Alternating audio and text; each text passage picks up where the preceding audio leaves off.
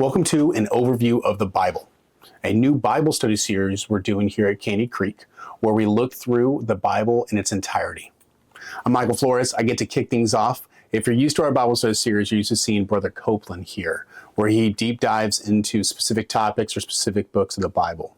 Brother Copeland will be a part of this series, as well as many others from our church, where we break down parts of the Bible and look at it book by book. Now, we're going to spend some time today going through the first 5 books of the Bible. And then as we progress through this series, everyone will get a couple books here, a couple books there, and kind of look at a high-level overview of the Bible. Now, this is not going to be an extreme deep dive into every single book. We'll look at characters, how they tie in together, how the stories arc across the New and Old Testament, and some lessons learned and some key things to pull from them. Now, there's going to be a lot of information here, and if you're looking to deep dive more into specific books of the Bible or specific areas, there's a lot of resources out there.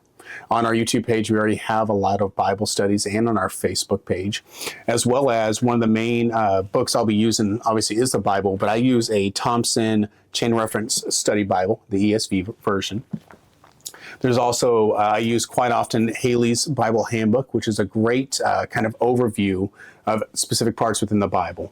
And then one of my favorite commentaries, there's many more out there, but is Matthew Henry's Concise Commentary on the Whole Bible. Kind of my go-to one if I need something a little bit higher level, but still give me some depth to what I'm doing. It's funny because sometimes I'll read this and I'll wonder if I'm reading the same book that he was reading right there. I have tons of other study Bibles, so if you do have questions about resources, where you can find information, the Bible Project on YouTube is phenomenal for good high level and some deep dives into books of the Bible. So with that being said, let's jump into it.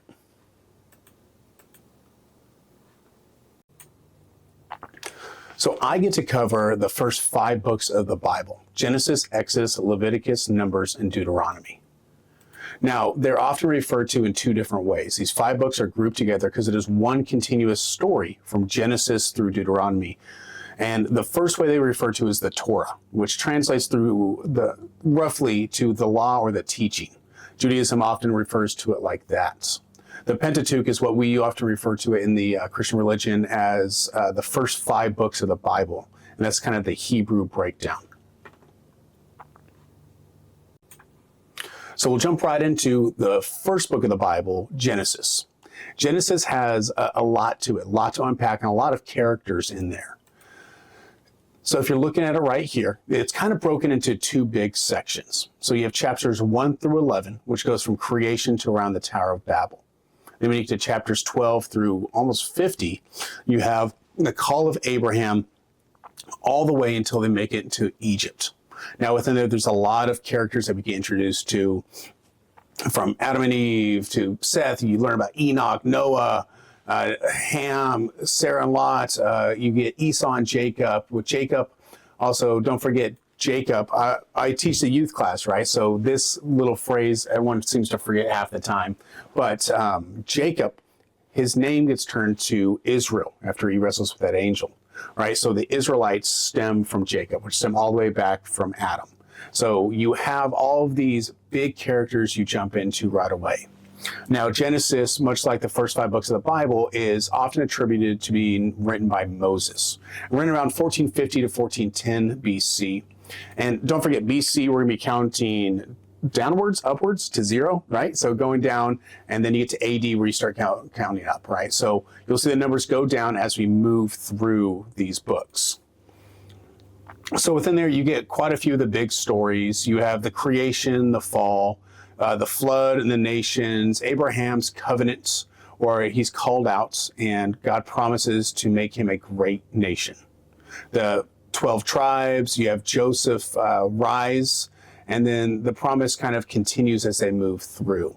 So all of this you'll see from the very beginning, from Adam to the flood to Joseph, is all about calling somebody out to be separate, to be a representative of God within the world.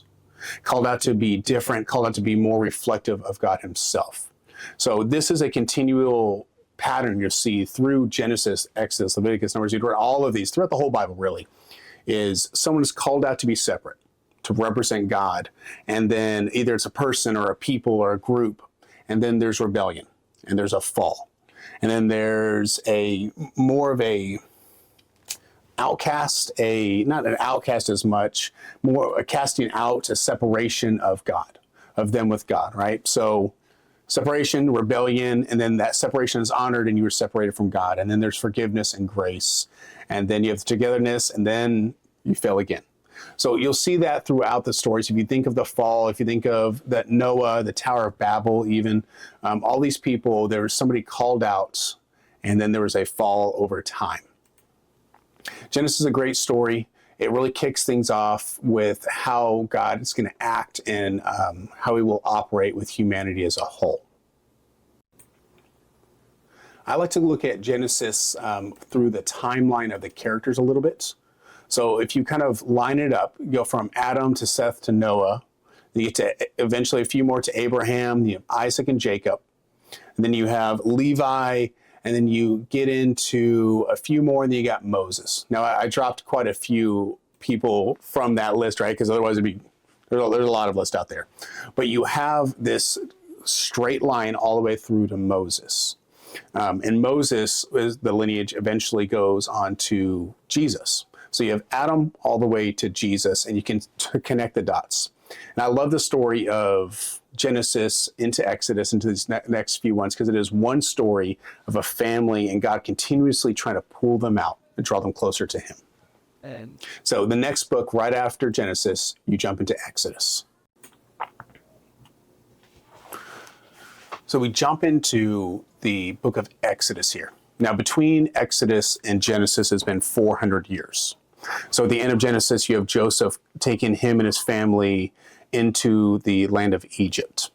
And so they go there and they begin to prosper and build out. And so from Genesis to Exodus, you have 400 years. The Bible says that there's a Pharaoh that rises that does not know the family of Joseph. And so he just sees this other people in his land, these Israelites, these Hebrew people who are being they're just different. They're being subjected now. They start to be put into hard labor. They start to cry out because of the subjection. Not simple, but things as simple as they're making bricks is one of their jobs. And so Pharaoh takes away the hay. So part of the job was Pharaoh and his people would bring them hay, and they put the hay in the bricks and heat them, and that's how they make strong bricks. So it's a big job just to get hay for all these bricks. So a simple thing he did to make their labor worse over time, once Moses shows up, is they take away bringing the hay. And so there's this cry that comes out from the Israelites, the Hebrew people. And before this, right, Moses is born. Moses has a call, and Moses is born. He's put in a manger, goes down a river, and eventually Moses is called from a burning bush. And Brother Copeland pointed this out to me not too long ago.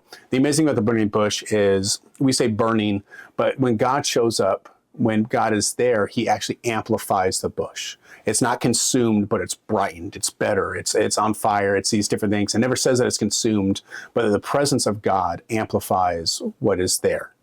And so Moses has this burning bush time, not really a moment, but like a chapter and a half of him talking to God. And we get to learn a little bit of the character of Moses, and we'll see that throughout the rest of these books that we talk about.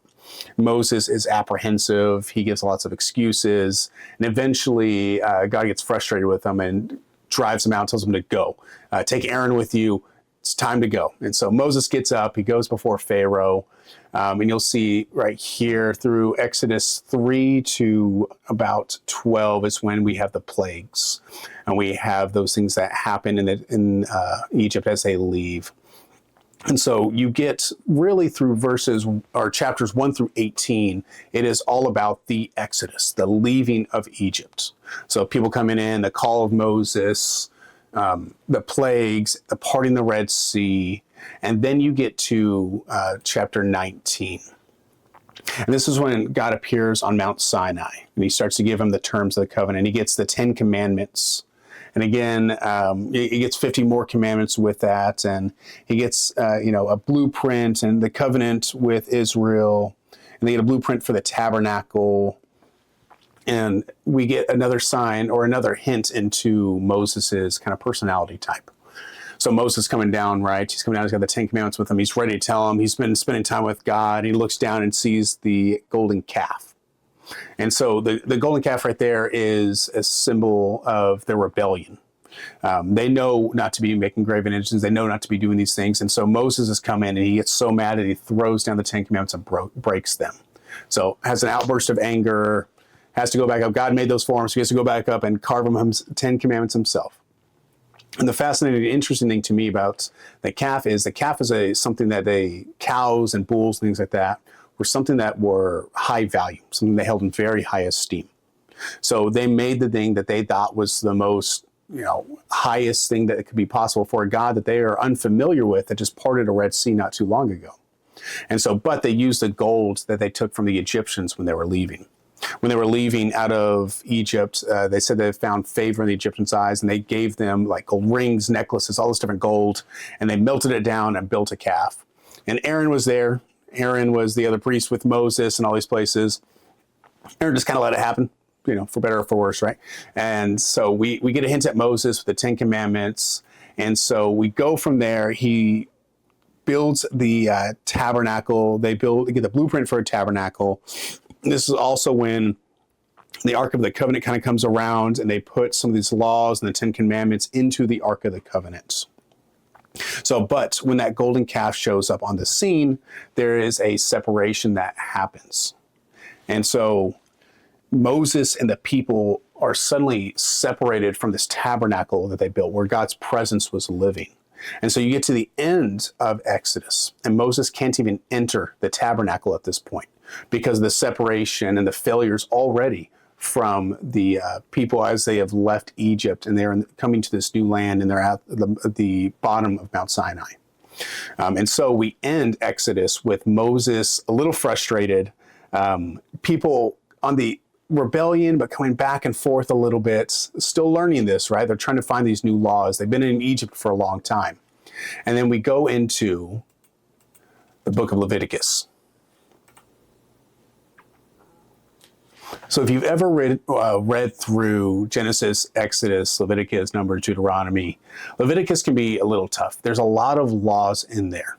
Leviticus is broken up to a bunch of different pieces on it. You have ritual laws, and then you have the laws for the priest, and you have the laws for purity, and you have a lot of these different rules that are laid out by Moses in the book of Leviticus.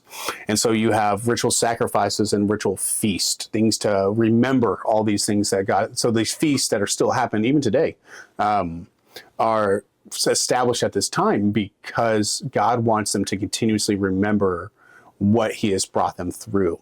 And so then ritual sacrifices, and then, they're establishing priest, and, what qualifies someone to be a priest, what allows them to be ordained.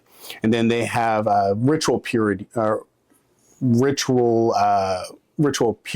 and things that they do for moral purity, and these rules that establish them. And it can be some things as simple as, don't touch blood, don't touch dead bodies, to more things like take care of the poor, social justice, like how do we take care of the people around us. Leviticus is, again, written by Moses. It's around the same time period, so 1446, 1410, right around there. You have holiness, you have the things, access to God. Again, they're coming to the tabernacle. They're trying to get back into the tabernacle.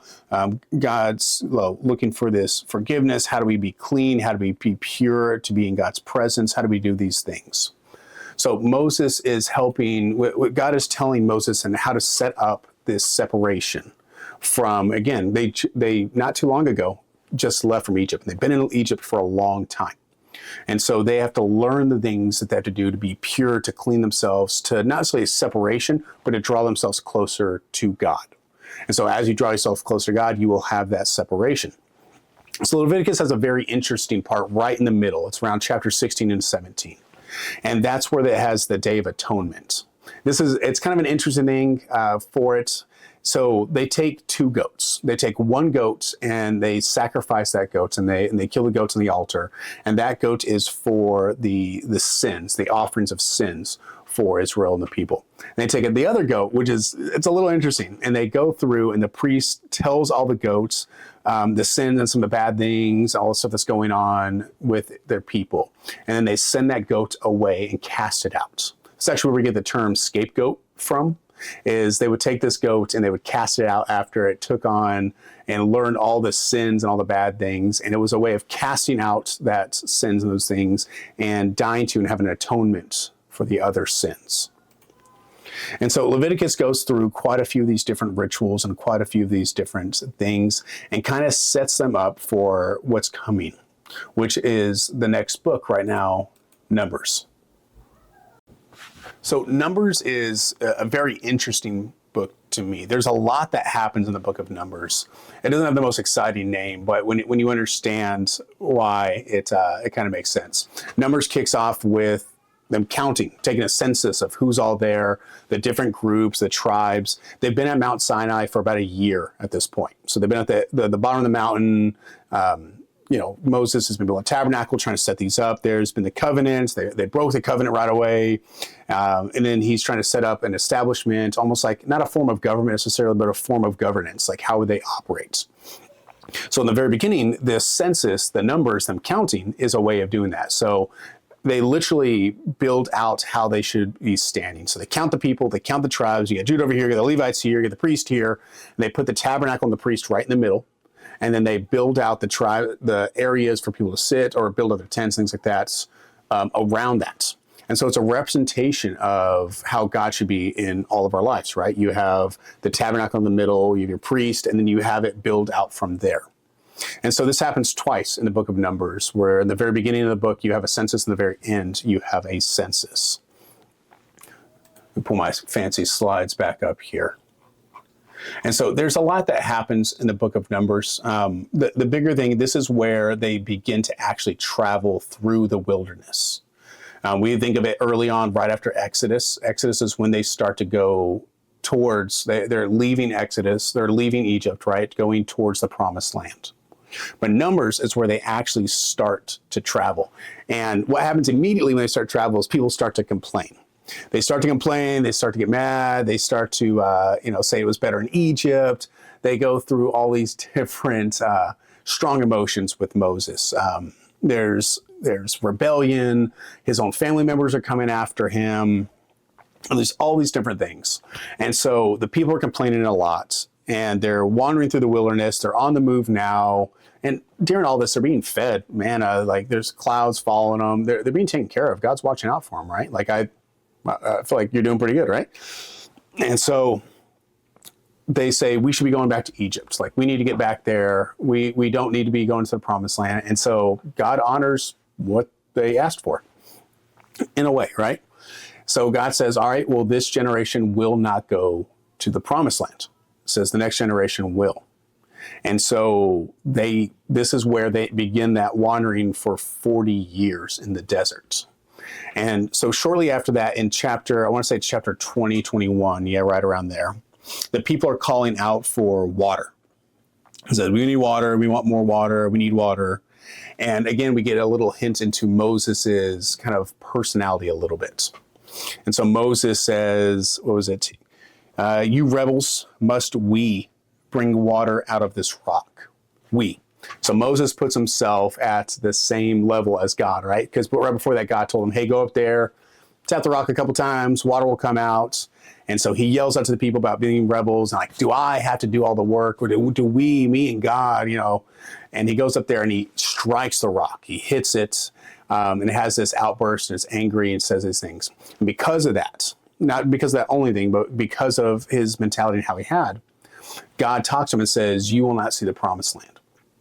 And so this is when Moses gets put in with a group of other people who are rebellious, like he was calling them, and he gets told by God that he will not see the promised land.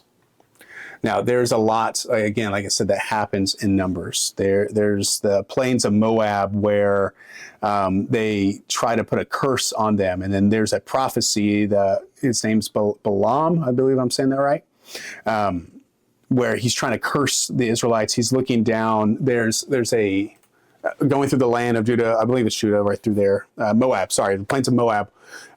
You have Balak, B-A-L-A-K. Sees them, he hires this guy, and he says, go up on the come up on the edge and yell down, put curses on them. And he can't make curses, and everything he says is actually a blessing unto them. And so even in the rebellion, even they're pushing back, God is still blessing them. This is also when you get a prophecy about a star will come out of, it says Jacob. And this is where one of the prophecies of Jesus to come that we know now. And so Numbers kind of ends on a very interesting note. We have this big jump in time where Numbers ends with the new generation getting ready to go to the promised land. And so the old generation has died out, and you end with the new generation getting ready and parts of them going into the promised land already. And so the next book is Deuteronomy. So Deuteronomy opens up with Moses talking to this new generation. He kind of backtracks. He tells about the journey that's got us here, the Exodus. He goes through another talk about the 10 Commandments and a lot of different things. And he's really telling the new generation, hey, don't be as rebellious as they were. Don't go through what they went through. I'm trying to help you, basically. And he goes through and tells them where they are now. We had a lot of strong passages here in Deuteronomy as well. Deuteronomy 6 and 5. And a lot of these have some very, very strong things that we quote today.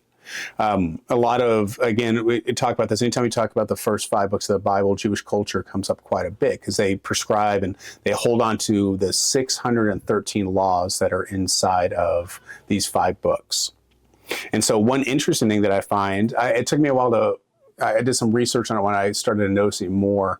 If you ever notice someone, a Jewish man, have a box on their forehead right here, and it's kind of tied around, or they'll have a box in their hand and they'll wrap around their wrist.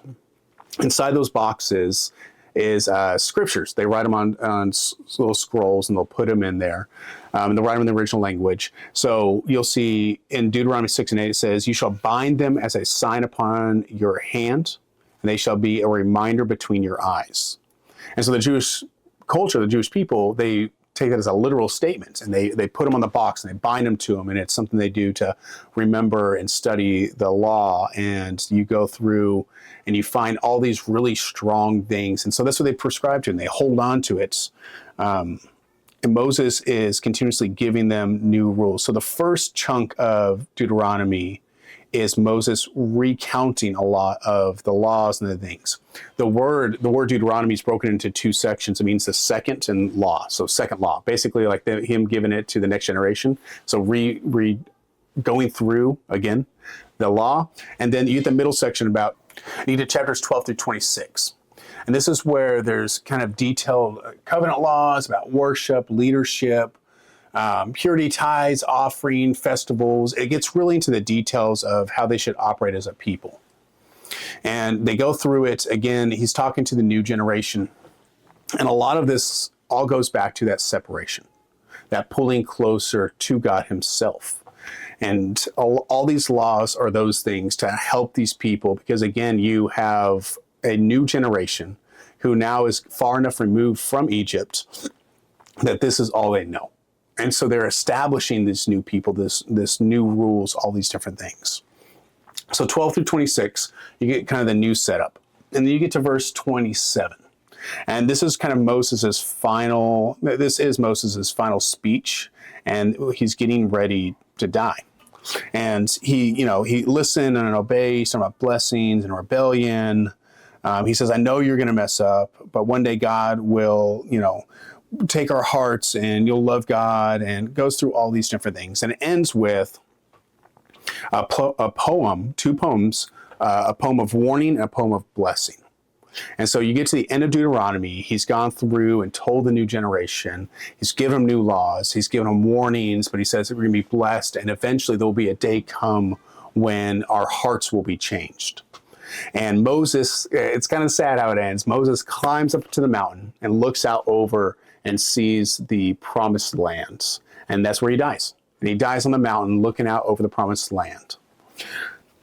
And Deuteronomy, it's a fascinating book. There's a lot going on there. A lot of really strong stories. You'll see through In the New Testament, Numbers is mentioned a lot by the prophets. Deuteronomy is mentioned obviously a lot as well. Numbers has a lot of the big stories, the big movements of the Hebrews and Israelites as they were leaving. And so you get all these laws, you get all these people, and you get this one continuous story all the way through. Now, we don't prescribe to the idea of following every single law, and I'll give you an example why as we wrap up here.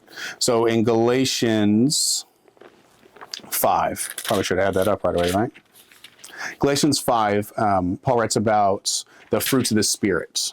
And so this is the fruits of those things that we should be producing if we are Christians, if we are those separated, if we have the Holy Ghost, if we have those things, right? And so the fruits of the Spirit: love, joy, peace, patience, kindness, goodness, faithfulness, gentleness, self-control. In the very end, and this is again chapter 5, verse 22, it says, against such things there is no law. And so God, when he first called people out, he tried to establish them and help give them those guidelines. But he knew that without their heart changing, all these rules were external. And so in the Gospels, when Jesus shows up on the scene, the rules and these things have been weaponized and they've been put into practice against others. And so God knew back then he had to separate his people, but he knew it wouldn't be enough. And so throughout Genesis, Exodus, Leviticus, Numbers, Deuteronomy, you have these prophecies telling of a bloodline coming, telling of someone that will be coming from Adam, from the lineage of Abraham and Moses and all these different people all the way through. And that is Jesus. And it's the tie to Jesus coming into when he shows up in the Gospels. And so Jesus came to not get rid of the law, right? But he came to fulfill the law, fulfill the meaning of the law, and have us own those laws within our own self and not have those be external. So I'll stop there. Again, I'm looking forward to our next series, and we'll see you there.